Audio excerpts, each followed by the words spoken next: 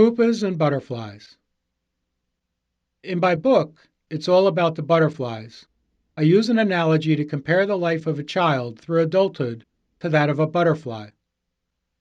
It starts with an egg and moves on to the caterpillar stage where children crawl and frolic freely throughout their single-digit life without a care in the world. Around age 10 or 11, though, they enter the pupa stage. Youngsters become much more inquisitive and more interested in the world around them. They ask a lot of questions, soaking it all in. This is a stage in their lives where they can be easily influenced, both positively and negatively. During this period, pupas are collecting and processing what will become the values and principles which will establish their moral compass for life. About age 13 or 14, the pupa begins to develop into a butterfly. They evaluate all they have learned, discard mistruths, firm up their moral compass, and prepare to take on the world. This metamorphosis can take several years. The youngster emerges from their cocoon, a free-thinking young adult, ready to make their own decisions and accept the consequences of their actions. Sadly, some pupas take much longer than needed to emerge as butterflies. They are fearful of the world around them, unable to make sound decisions or cope with adversity and disappointment, and comforted by the protection of their old dried-out cocoon. The American Academy of Pediatrics reports that the number of major depressive episodes in teenagers and young adults increased by 37% from 2005 to 2014. Academics have recently suggested that the age adolescence ends be moved from 19 to 24. What's going on? I suggest this is a result of misguided or no mentors when these so-called adults were impressionable young pupas. That's why it's so critical for pupas to be engaged with good mentors, whether they are parents, relatives, teachers, coaches, instructors, or whomever. They simply need to be good mentors. It's what every youngster is entitled to and deserves. This next section includes rules and guidelines based on observations that I compiled in my 20 years as a youth hockey volunteer, mostly working with young pupas. I'm very passionate about this subject, so it may sound a bit like preaching. If so, I apologize. It is vitally important, though, potentially impacting youngsters' futures and ascertaining if they will become good citizens of the world. Quote, "If mentoring your youngster is more than you can handle, get help. It doesn't make you a bad parent. Actually, quite the opposite. Your inaction can impact their life forever." Unquote. The number of kids living in single-parent, grandparent households has gone from 12% when I was growing up in the 1960s to 31% today. Those children living with only their mother has grown from 8% to 23% over the same time period. These are staggering statistics. The reasons for these increases can be disputed by someone else. That's not the focus of this book. Many of these caregivers are wonderful parents and good mentors, but raising children can sometimes be challenging for two parents, let alone only one, especially in households with multiple offspring. If a single parent lacks the good mentoring skills, possibly the result of the absence of mentors in their lives, or they are simply overwhelmed and can't spend the quality time required, they should seek help, especially during a youngster's most formative years from ages 10 to 14, the pupa years. Even some two-parent households may lack the proper mentoring skills needed to improve the odds of a successful outcome for their offspring. Seeking help doesn't make you bad parents, but doing nothing about it does. Failing to seek out good mentors for your youngster can have a debilitating impact on their futures and our society as a whole. We all read those painful stories in the news every couple months, many of them tracing back to a lack of good mentoring, the root cause. If you truly love your children, you will make sure there are good mentors in their lives. They're out there: teachers, coaches, instructors, volunteers, or maybe it's a trusted neighbor or relative. All are willing to help because they love what they do. Talk to other parents, good mentors, and seek their advice and counsel. They will be more than willing to share their knowledge. Of course, vet the would-be mentors and any organizations they represent to ensure your precious bundles of joy are treated the same as you would. But don't make that an excuse for doing anything about it. That would be unfair to the youngster.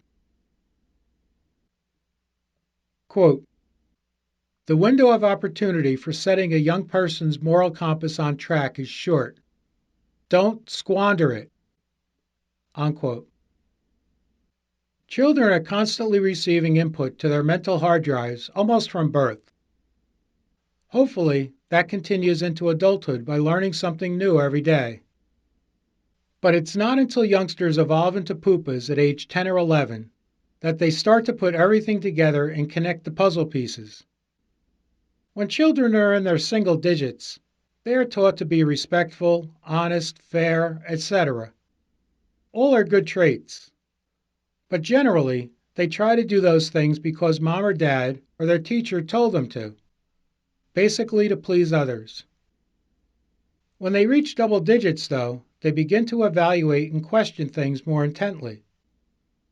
They determine what values and principles, some of which may conflict with things they see around them every day, are going to guide them through life and develop what will become their moral compass. During this period, a youngster can be very easily influenced. They listen to everything and take it all in. If there are no good mentors in their lives to answer their many questions and quandaries, they will seek counsel from other less desirable sources. Don't let this happen. A recent study conducted in Iceland determined that up to 30% of a person's DNA can be derived from nurture, not nature. The study focused on academic achievement, but can be applied to all aspects of life. What it says is that the environment and influences someone grows up in and around can alter their DNA and change the outcome. That's important to understand for parent mentors and all good mentors. Despite not having all the advantages that life may offer, it may be possible for a youngster to be reprogrammed, so to speak, during their formative pupa years and beyond, primarily through good mentoring. Most young adults enter college with firm beliefs and a defined moral compass. After 4 years, they graduate with a plethora of new knowledge, but the same beliefs and moral compass they started with. That's because it was defined years earlier when the inquisitive pupa evolved into the independently thinking butterfly. Now, I'm not a psychologist, so I may have some or even all of this wrong. I am merely reflecting my observations over 5 decades. In the introduction, I pointed out that this book is not intended to change your way of thinking. It is intended to make you think. So think. While doing so, though, remember you only get one chance to nurture the pupa. Don't squander it. Quote, "Every kid is different, so they all have to be treated differently." Unquote. Throughout my 2 decades in youth hockey, I met hundreds of boys, young and old, some a little husky, thin, sensitive, or uncaring. There were deep thinkers, followers, pranksters, hyperactive, instigators, and leaders from most every nationality and race. They were mostly all good kids, although some tried to reflect a different persona via their outer shell. Each had a unique personality and required different degrees of understanding. As a youth hockey athletic trainer involved with multiple teams over the years, and as any coach knows, the team becomes a family, or at least that's the goal. If you can get them all thinking alike, on the same page, you are almost guaranteed some level of success, despite the abilities of each individual player. But how do you do that when they're all different? You start out by spending time with each of them and understanding what makes each kid tick. Doing so helps you to become a good mentor to all of them, not just some. When responding to a question or pointing out some deficiency after a game, the sensitive kid may want to cry, the hyperactive kid may laugh, and the deep thinker may ask you to explain further. You need to choose your words carefully and slowly bring them all together on the same page while respecting their individuality and peculiarities. Two of my first pupils when I was a 15-and-a-half-year-old mentor, and didn't know it yet, had the same first names, were a year apart in age, and couldn't be more different. They were both good hockey players skating on a team together. The 12-year-old came from a large family with a father who, let's just say, didn't participate. The boy was very outspoken but not hyperactive. He was a leader for sure and unwilling to back down to anyone. He had the foulest mouth you would ever hear on a tween, which caused me to institute the rap on the shoulder each time a boy blurted out the F or the C word and a couple others, without first saying, "Excuse me." These were city kids. That's the best one could expect. The shoulder punches, taps, not punches, taught these kids to think before they spoke. With some effort, I managed to get this youngster to become more respectful. Inside, he was a good kid with a somewhat hard exterior. The other boy, an 11-year-old, came from a small family with one older brother. He lived with his mom, and the parents were divorced. Compared to his counterpart, he was a little angel. Excuse me and thanks were a regular part of his lexicon, and he rarely needed a shoulder wrap. He was a little sensitive, but not so much that you had to be extra careful. He was not a leader or follower, but more like an independent thinker. It took less effort to get him in sync. These two only lived about 5 blocks apart. They didn't know each other before they started playing hockey, but became good friends, despite being so very different. Get to know your young charges. Talk to them. Listen to them. Understand what makes them tick. With a little practice, you'll soon learn how to read their personalities, allowing you to adapt your approach, making them more comfortable and open to your wisdom and counsel. Quote, "When mentoring someone else's kid, treat them like your own. They're all gifts and they're all special." Unquote. If you're tasked with mentoring a youngster for whom you are not a parent, it's important to treat them as if you were. They'll sense your sincerity or lack thereof and respond accordingly. It's an important element in building trust so your students feel comfortable sharing their emotions, their personal concerns, and opening up to you. That can make your job much easier. One evening, while walking to my car with 3 11-year-old boys after a youth hockey practice, one of the boys whose father had died a couple years earlier broke down and started sobbing.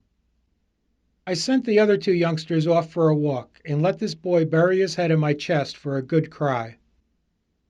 I don't know what triggered the event that night, but it didn't matter. I was there to fill in as his parent, providing some comfort. That's what good mentors do. I picked a 12-year-old up for a game a week before Christmas. He asked if we could stop at a jewelry store so he could buy something for a girl he liked from school. I obliged. I suggested a chain with maybe a small pendant. His budget was $20, but you could only buy a chain for that amount. A chain and pendant were twice that price. As we walked around the store looking for other options, I quietly slipped back over to the clerk who had been helping us and handed her a folded $20 bill from my wallet, explaining that we had to get one of the chains she had shown us in the display case. She knew exactly what I meant. A couple minutes later, the clerk called us back to our counter and advised that she was mistaken. The chains and pendants were half price that day. The boy was relieved and picked out a nice gold chain with a cross that only cost him $19.95. A Christmas special. I brought a 14-year-old to New York City to get a same-day passport for that 8-day trip to Sweden and Finland. I needed one as well. I stayed by his side through the bureaucratic maze of the Federal Building and answered all the questions for him I was allowed to. After a few hours, we both had shiny new passports. I didn't want to waste a perfectly good day off from school, so we went to the World Trade Center. It was 1978. And the Statue of Liberty before driving him home. These are the kinds of things any good parent would do. If you're a good mentor and a good person, conveying trust to a parent is not all that difficult. As with your student, they too will sense your sincerity. Give the parent the confidence, supported by your reputation, that you will treat their child like your own because they're special. They're all special. Quote, provide those in your care with amazing experiences. The memories will last their lifetime. Unquote. Most parents will go out of their way to share amazing experiences with their children, or at least within whatever their budgets will allow, even if it may mean going without themselves. As a good mentor, you can accomplish the same. Through the years, I managed to provide youngsters with many amazing experiences, all things that would last the test of time. The two kids from an earlier page, polar opposites, went on a trip with me to Washington, D.C., when I was working as an assistant trainer for a semi-pro hockey team. I brought them along as stick boys, but my real intent was to give them a view of the world outside the drab city they lived in. We stayed at the Sheraton Carlton, the St. Regis today, with a gold-leaf ceiling in the lobby, grand piano playing day and night, and gold-plated faucets in the bathroom. It was just 2 short blocks from the White House. Places and things they may not have gotten a chance to see otherwise. On another semi-pro team road trip with a city kid, we happened upon the comet Kohoutek on its first visit to the inner solar system, which was passing by with one of the best views that early morning, December 30th, 1973. We were on the outskirts of Lima, Ohio, preparing to leave on the team bus, away from city lights, which made the view in the sky a real spectacle. It was amazing. It may be a long wait before anyone gets the chance to see it again. There were close-up seats to Super Series 1976 at Madison Square Garden in New York City, and the first time a Russian hockey team ever competed against the National Hockey League team. It was historic. Also trips to both sides of Niagara Falls, and a trip to the 1976 Montreal Summer Olympic Games, featuring athletes like Bruce Jenner, Edwin Moses, Sugar Ray Leonard, and Nadia Comaneci. I also visited the Hockey Hall of Fame in Toronto to show a boy Jack Leclerc's name on the Stanley Cup. I took 2 trips into New York City to see the Broadway musical Beatlemania in the late 70s, with seats close enough you could hear the performers breathe. There was an 8-day hockey trip to Sweden and Finland that included an ocean liner ride across the frozen Baltic Sea. A weekend road trip for 2 youth teams to New England, with a detour to see the Hartford Whalers play the Edmonton Oilers on a Saturday night in 1979, which gave several dozen boys a chance to meet a hockey legend during warm-ups, Gordie Howe, in his final season. Then by happenstance, we found a young 18-year-old player, the great one, Wayne Gretzky, in the same hotel we were staying in. We invited him up to our hospitality suite, and he sat and chatted with our parents and boys for an hour. A once-in-a-lifetime experience. Finally, in 1984, I brought 2 13-year-old boys to an exhibition shootout contest against the local youth hockey team between periods of an NHL game, featuring the Washington Capitals versus the Edmonton Oilers at the old Capitol Center in Landover, Maryland. It was in front of 15,000 fans. I watched the boys' eyes light up as they waited their turn by the rink door and stood 2 feet from some of hockey's legends as they filed off the ice. Gretzky, Messier, Carey, Coffey, and Fuhr. It's been nearly 35 years, but both those boys, now fathers, remember every detail of that event, in part because I was on the ice with them capturing it all on film, ensuring a lasting memory. It's something for them to relate to their children and someday their grandchildren. It was truly amazing. When opportunities present themselves, make sure to provide those amazing experiences to your inquisitive Pupas. The memories will be sure to last their lifetimes.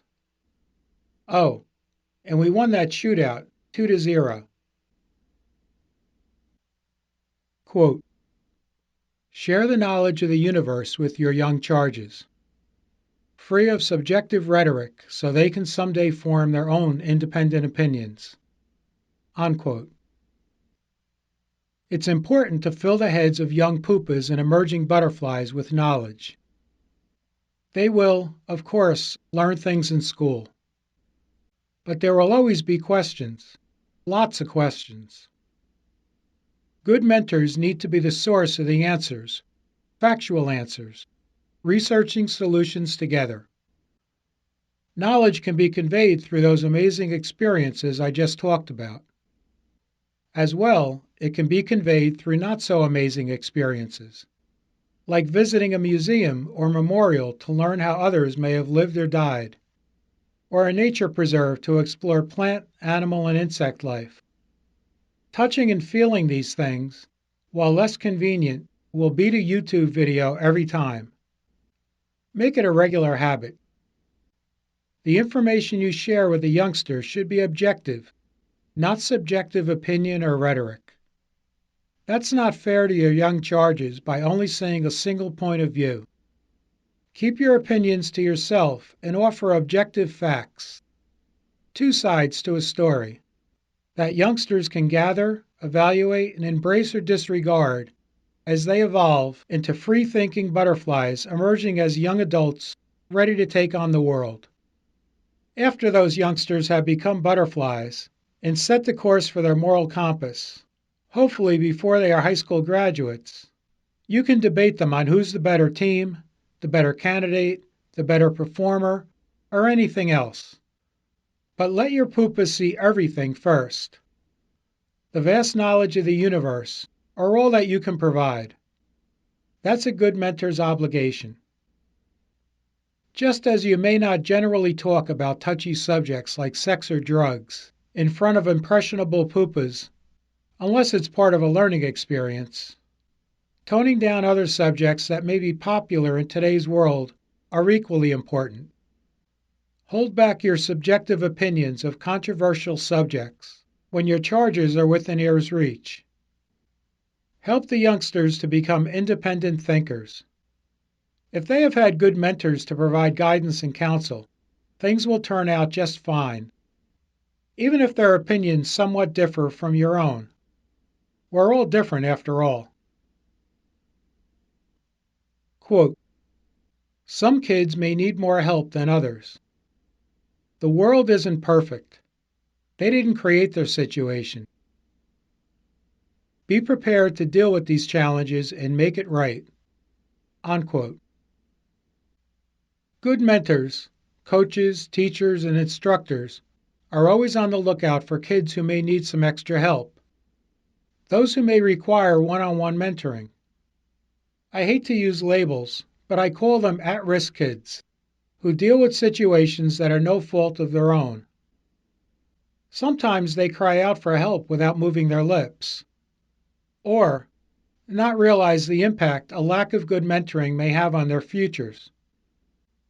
A parent may not know where to find assistance, may not recognize the seriousness of the issue, or may just not care. To some, this is unconscionable, but it doesn't change the urgent need.